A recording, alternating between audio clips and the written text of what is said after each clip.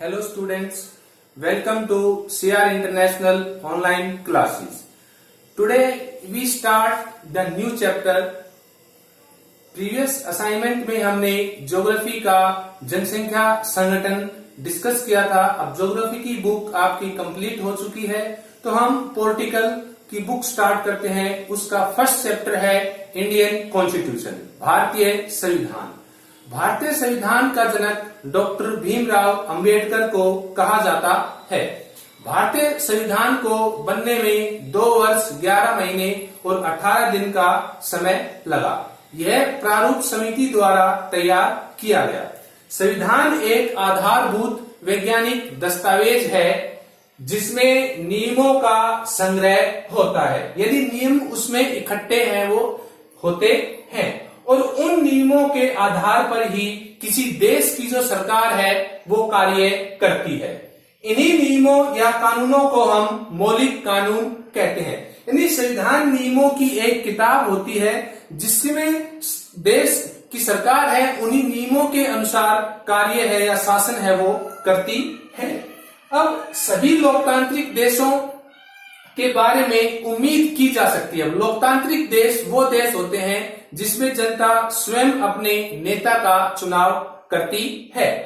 तो सभी लोकतांत्रिक देशों के बारे में यह उम्मीद की जा सकती है कि उनके पास संविधान जरूर होगा, लेकिन इसका यह मतलब नहीं है कि जिन देशों के पास अपने संविधान होते हैं वे सभी लोकतांत्रिक ही होंगे।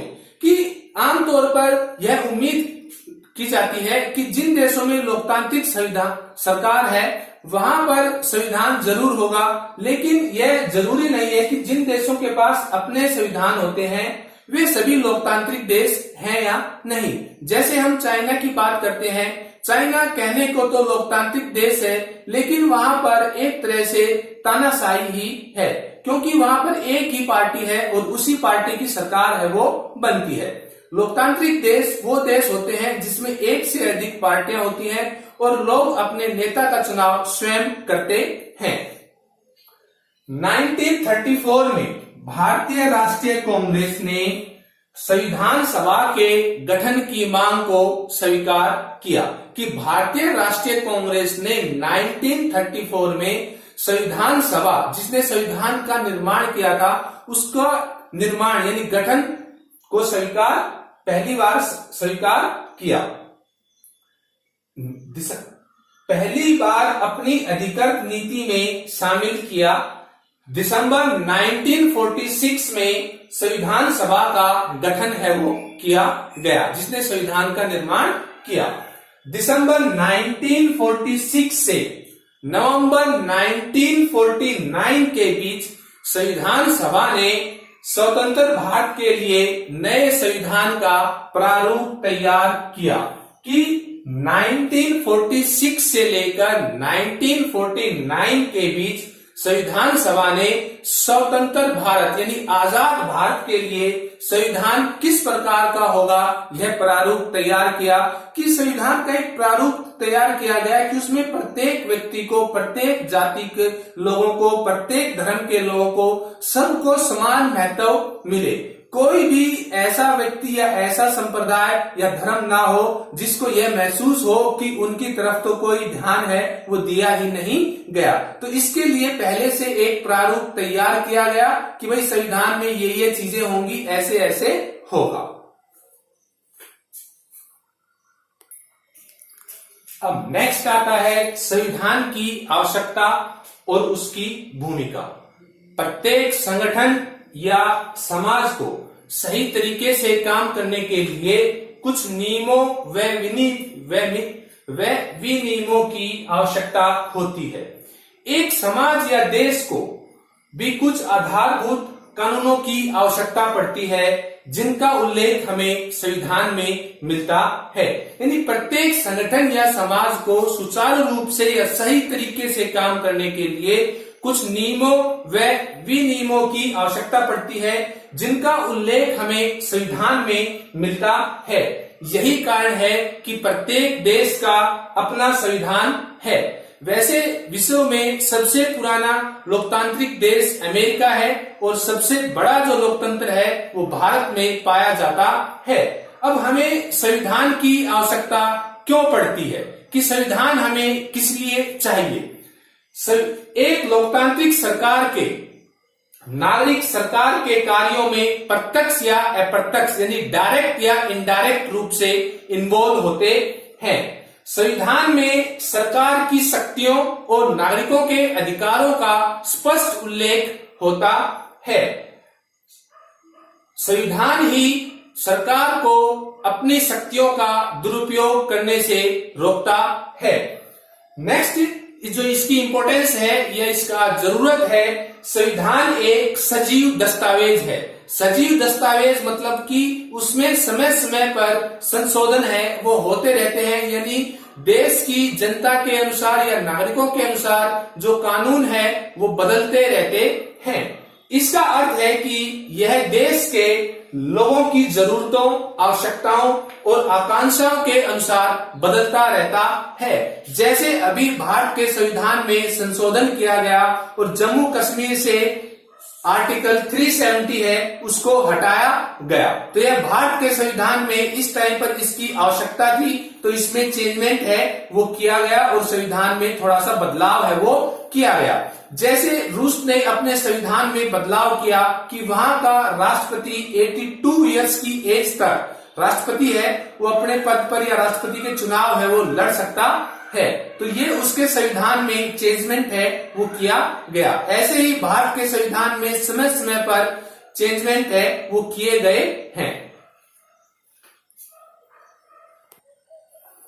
अब नेक्स्ट पॉइंट इसमें आता है कि संविधान उन आदर्शों का संग्रह है जो कि नागरिकों की आकांक्षाओं के आधार पर देश के निर्माण का कारण बनता है। कि संविधान उन आदर्शों का संग्रह है जो कि नागरिकों की आकांक्षाएं होती हैं, उनके आधार पर देश के निर्माण का कारण है वो बनता है। एक देश विभिन्न समुदाय के लोगों से मिलकर बना होता है। जैसे भारत हिंदू, मुस्लिम, सिख, ईसाई ये 5 समुदाय के लोग हैं, इन सबसे मिलकर भारत का निर्माण है वो हुआ है, भारत मिलकर बना है। संविधान नियमों और सिद्धांतों के संग्रह के तौर पर काम करता है जिसके प्रति देश के सभी नागरिक सहमति प्रकट करते हैं। कि भारत का जब संविधान बनाया गया तो उसमें प्रत्येक समुदाय के लोगों को समान महत्व दिया गया कि किसी भी समुदाय के साथ किसी प्रकार का कोई भेदभाव ना हो और उसके प्रति सभी लोगों ने अपनी सहमति है वो प्रकट की। संविधान हमारे राजनीतिक नेताओं द्वारा शांति के दुरुपयोग से हमारी रक्षा करने के लिए नियमों का प्रावधान है वो करता है।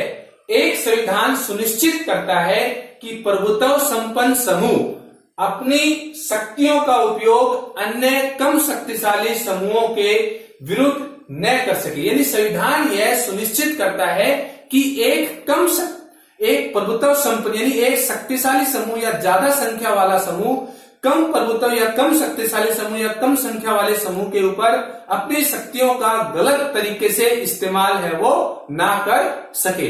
जैसे कि मान लो कोई एक क्षेत्र है उसमें हिंदू संप्रदाय के लोग ज्यादा रहते हैं और मुस्लिम या अन्य संप्रदाय के लोग कम रहते हैं, तो अगर हिंदू संप्रदाय के लोग ज्यादा हैं, संविधान नहीं होता तो हिंदू संप्रदाय के लोग और दूसरे संप्रदाय के लोगों के ऊपर अपनी शक्ति का गलत उपयोग करते। लेकिन संविधान होने की वजह से ये हिंदू संप्रदाय के लोग कम संप्रदाय वाले लोगों के ऊपर अपनी शक्ति का दुरुपयोग नहीं कर सकते, क्योंकि संविधान उनको ऐसा करने से रोकता है।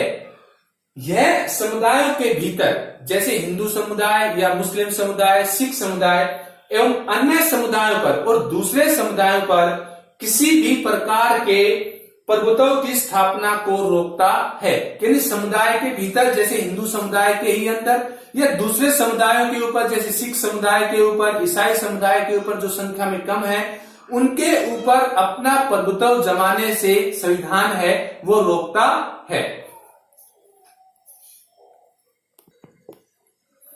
नेक्स्ट पॉइंट है, कई बार हम ऐसे निर्णय लेते हैं जिसका समाज के हित पर प्रतिकूल प्रभाव पड़ सकता है। संविधान इस स्थिति में सुरक्षा प्रदान करके हमारी रक्षा करता है। जैसे हमने जम्मू कश्मीर से 370 जो धारा है उसको हटाया, उसका समाज के ऊपर प्रतिकूल प्रभाव पड़ सकता था, लेकिन उस टाइम पर भारत के जो प्रधानमंत्री हैं नरेंद्र मोदी, उन्होंने बहुत ही अच्छे तरीके से उस स्थिति को कंट्रोल किया और देश जम्मू कश्मीर में कहीं भी किसी प्रकार का कोई दंगा फसाद या लड़ाई झगड़ा है वो नहीं होने दिया और शांति प्रिय धीरे धीरे उस कंडीशंस को नॉर्मल किया। तो कई बार हम ऐसे निर्णय लेते हैं कि जिससे उससे समाज के लोगों के ऊपर प्रतिकूल प्रभाव पड़ता है और उस कंडीशंस में संविधान हमें सुरक्षा प्रदान है वो करता है। संविधान का उद्देश्य देश की राजनीतिक व्यवस्था तय करना होता है। संविधान हमें ऐसे फैसले लेने से भी रोकता है जिनसे उन बड़े सिद्धांतों को ठेस पहुंचती है। यानी संविधान हमें ऐसे निर्णय लेने से रोकता है जिनसे जो उन बड़े सिद्धांत होते हैं उनको ठेस पहुंचती है। संक्षिप्त रूप में यह कहा जा सकता है कि एक देश की शासन व्यवस्था को सुचारू रूप से चलाने के लिए संविधान है वो बहुत जरूरी है और संविधान डायरेक्ट या इनडायरेक्ट नागरिकों को सरकार के कार्यों में इन्वॉल्व करता है और सरकार को तानाशाही बनने से या अपनी शक्तियों का दुरुपयोग करने से रोकता है। इसलिए जो संविधान है वह एक लोकतांत्रिक देश के लिए बहुत जरूरी है।